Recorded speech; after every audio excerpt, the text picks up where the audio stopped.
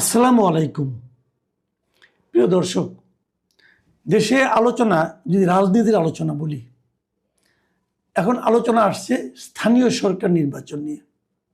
মানে এই যে বিভিন্ন সিটি কর্পোরেশন, উপজেলা, তারপরে আপনার পৌরসভা, ইউনিয়ন পরিষদ, এসব নির্বাচন নিয়ে আলোচনা হচ্ছে। এটা আসলে আমার বিবেচনায় আরও অনেক আগেই হওয়া উচিত ছিল। এবং আমি তো মনে করি এমপি সংসদ নির্বাচনের আগেই স্থানীয় সরকার নির্বাচন হওয়া উচিত ছিল। দুটো কারণে উচিত ছিল। প্রথমত, স্থানীয় সরকার নির্বাচনটা ধাপে ধাপে হয়, একবারে বড় করে হয় না। কাজে ছোট ছোট করে হলে নির্বাচন কমিশনের সক্ষমতাটা আমরা ওখানে বুঝতে পারতাম। এই নির্বাচন কমিশনকে কিন্তু আমি খুব একটা সফল নির্বাচন কমিশন মনে করি না। কারণ ওনারা গণভোট নিয়ে যা করেছেন সেটাকে ন্যাক্কারজনক ঘটনা বলে আমার ধারণা। যাই হোক, সে আলোচনা অন্যদিন করা যাবে, আগেও বহুবার করেছি। বাট স্থানীয় সরকারটি নিয়ে কথা বলি। তো স্থানীয় সরকার নির্বাচনটা আগেই করা উচিত ছিল, করা হয়নি। কারণ স্থানীয় সরকার নির্বাচনের সঙ্গে নাগরিকদের নানা ধরনের প্রয়োজনীয় কর্মকাণ্ড জড়িত থাকে। ধরেন একজন নাগরিক সত্ত্বের সার্টিফিকেট, নাগরিকত্ব সার্টিফিকেট, একটা চরিত্রের সার্টিফিকেট, একটা আপনার ওই সম্পত্তির যখন ভাগাভাগি হয় তখন সেটার একটা আপনার ওয়ারিশান সার্টিফিকেট, এ ধরনের অনেকগুলো সার্টিফিকেট কিন্তু এই কাউন্সিলর এবং কমিশনাররা দিয়ে থাকেন। সিটি কর্পোরেশন, ইউনিয়ন পরিষদ অথবা আপনার পৌরসভা, এগুলোতে এগুলো থাকে। তো সেটা খুব জরুরি। পৃথিবীর যত সভ্য দেশ আছে এবং যে সমস্ত জায়গায় জনগণের আপনার ক্ষমতাটাকে জরুরি গুরুত্বপূর্ণ দেওয়া হয়, সে সমস্ত দেশে কিন্তু স্থানীয় সরকার খুবই শক্তিশালী থাকে। এবং বিভিন্ন এলাকায় আমাদের এখানে যেমন উন্নয়ন কর্মকাণ্ড মানে হলো যে এমপিদের একটা একতন্ত্র, এমপিরা সেখানে রাজা, এমপিরা যা বলবে তাই হবে। স্থানীয় সরকার শক্তিশালী হলে পরে এমপিদের সেই দৌরাত্মটা আর থাকে না, এবং সেটা থাকা উচিত নয়। কারণ এমপিরা তো পার্লামেন্ট মেম্বার, তারা স্থানীয় পর্যায়ের উন্নয়নে কেন তাদের ভূমিকা থাকতে হবে? এখানে ভূমিকা থাকবে স্থানীয় সরকারের, যেমন উপজেলার চেয়ারম্যান, পৌরসভার মেয়র, তাদের। এমপিরা মতামত দিতে পারে, এমপিরা কোনো রকম খারাপ হলে পরে জনগণের কথা শুনে তা সে নিয়ে সংসদে তুলতে পারে, আলোচনা করতে পারে। কিন্তু কোনটা কাজটা কাকে দিতে হবে, কি কাজ করতে হবে, এগুলো এমপি দেখার ব্যাপার হওয়া উচিত না বলে আমি মনে করি। যাই হোক, সরকার বিএনপি চায়নি স্থানীয় সরকার, বিএনপি নির্বাচনে পরে চেয়েছে। তারা ভেবেছে নির্বাচনে পরে হলে তাদের সুবিধা হবে। ঠিক আছে, এখন সেভাবেই হয়তো হবে, কিন্তু কবে হবে সেটা বড় কঠিন এই কারণে। এক্ষেত্রে বিএনপির একটা ভূমিকা আমার একদমই পছন্দ হয়নি। সেটা হলো, তারা ক্ষমতায় আসার পর সংসদ নির্বাচনের পরপরই তারা এসে প্রথমে যেটা হলো 2 দফায় দেশের 11টি সিটি কর্পোরেশনে দলীয় ব্যক্তিকে, তাদের দলের ব্যক্তিকে প্রশাসক হিসেবে নিয়োগ দিয়েছে।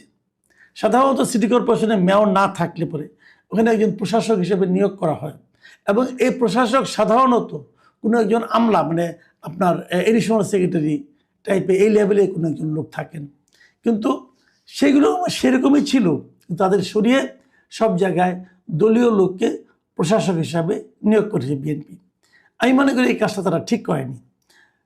এরপরে আবার তারা যেটা করেছে সেটা হলো, প্রত্যেকটা জেলা পরিষদের যিনি প্রশাসক হবেন সেখানেও তারা তাদের দলীয় লোককে নিয়োগ দিয়েছে।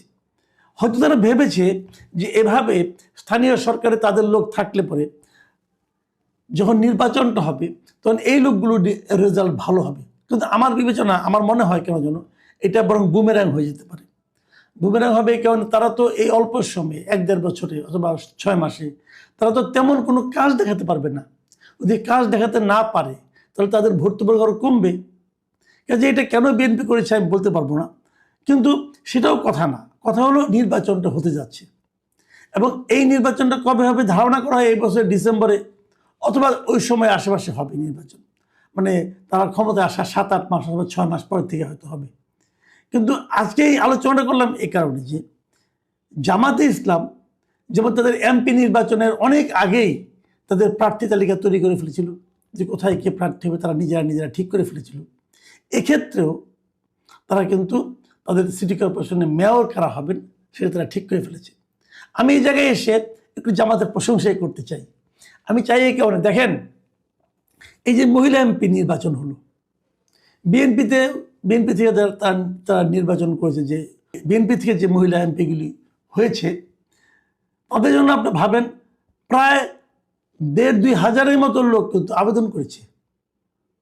মানে এত বিশাল লোক থেকে বিএনপিকে বেছে নিতে হয়েছে যে তারা কাকে মহিলা এমপি বানাবে, এবং এটা নিয়ে ধাক্কাধাক্কি, ধরাধরি, এরে ধরে তারে ধরে নানা রকম, এটা নিয়ে নানা রকম স্ক্যান্ডালও হয়েছে, কিন্তু যা কখনোই বিএনপি করে না এমন লোকও কিন্তু মহিলা এমপি হয়ে গেছেন।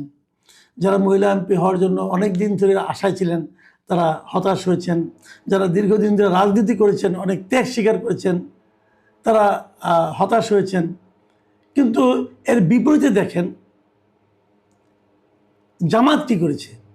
জামাতের কারা মহিলা এমপি হবেন এটা নিয়ে কোনো আলোচনা নাই।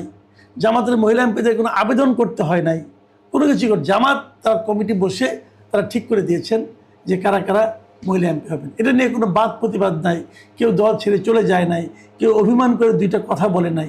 তো আমি একটা জিনিস বুঝি না, সেই জিনিসটা হলো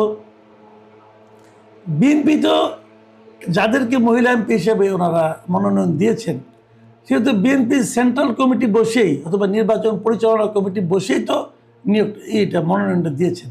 তারা যদি জানেনি কাকে মনোনয়ন দিবেন তাহলে সবার কাছ থেকে আবার ওই 50,000 টাকা 52,000 টাকা নিয়ে আবেদন করতে বলা কেন? এটা কি ফান্ড সংগ্রহের একটা পদ্ধতি? এটা খুব প্রয়োজনীয় ছিল কি? তো এই যে বিষয়গুলি না আমার বিবেচনায় এগুলি রাজনৈতিক দুর্বলতা হিসেবে মানুষের সামনে কিন্তু এসে যায়। আমি এই জন্যই এর সঙ্গে আমি জামাতে ইসলামের তুলনা করলাম যে জামাতে ইসলামের প্রার্থী দিয়ে কিন্তু কোনো হইচই হয় না। তাদের মধ্যে বলে না একটা পোস্টের জন্য তাদের এখানে 20 জন 10 জন কিন্তু প্রার্থী আসে না, মনোনয়নপত্র কেনারও কোনো ঝামেলা থাকে না। তারা নিজেরাই ঠিক করে যে আমরা কাকে দেব কাকে দেব না। সবাইকে আমরা চিনি, দলের জন্য কার কি ভূমিকা আছে তাদেরকে তারা মনোনয়ন দিয়ে দেয়। এক্ষেত্রেও এই যে সামনে স্থানীয় সরকার নির্বাচন হবে, তারা কিন্তু সিটি কর্পোরেশনগুলোতে কাদের কাদের নিয়োগ দিবে, এই মনোনয়ন দিবে সেটা তারা এরই মধ্যে ঠিক করে ফেলেছে। আমরা প্রথম জানতাম যে ঢাকা দক্ষিণে সাদিক কায়েমকে দেওয়া হবে, সেটা তো ঠিকই আছে। সাদিক কায়েম ঢাকা বিশ্ববিদ্যালয়ের ভিপি, এবং বলা হচ্ছে যখন নির্বাচনটা হবে গত বছর 25শে কিন্তু সেপ্টেম্বরে ইলেকশনটা হয়েছিল, তার মানে ডাকসুর মেয়াদ তো 1 বছর, তাহলে 26শে সেপ্টেম্বরে মেয়াদ শেষ হয়ে যাবে, তার ছাত্রত্ব শেষ হবে, তো তাকে দেওয়া যাবে। এবং এরকমভাবে চট্টগ্রামে, নারায়ণগঞ্জে, গাজীপুরে, হ্যাঁ, এগুলিতে তারা কিন্তু অলরেডি তাদের প্রার্থী ঠিক করে ফেলেছে। মজার ব্যাপার হলো এই প্রার্থীদের দিকে তাকালে একটা জিনিস কিন্তু স্পষ্ট হয়ে যাচ্ছে, সেটা হলো জামাত কিন্তু এই প্রার্থী নির্বাচনের ক্ষেত্রে তরুণদের উপর নির্ভর করেছে। একদম তরুণ যারা, যেমন সাদিক কায়েম এখনো মাত্র ছাত্রত্ব শেষ হবে, তাকে দিয়েছে। প্রত্যেকটা জায়গায় আমি ওদের কয়েকজনের ছবি দেখলাম, এবং ছবিগুলো দেখলে বোঝা যায় তাদের ম্যাক্সিমামেরই চুলই পাকে, চুল তাদের কিছুই পাকেনি। তো এটা তরুণদের উপরে যে নির্ভরতা, এটা কেন? এটা আমার কাছে দুটো কারণে মনে হয়। প্রথমত কারণ হলো যে তারা কিন্তু জাতীয় নির্বাচনে একটা তরুণদের একটা প্রতিনিধিত্ব রাখার জন্য তারা কিন্তু এনসিপির সঙ্গে একটা নির্বাচনী জোট করেছিল, এবং সেই জোট করে জামাতের খুব একটা লাভ হয়েছে বলে আমার কাছে মনে হয় না, বরং এনসিপির কিছু লাভ হয়েছে। তো তারা যদি নিজেরাই এখন তরুণদেরকে রাজনীতির দিকে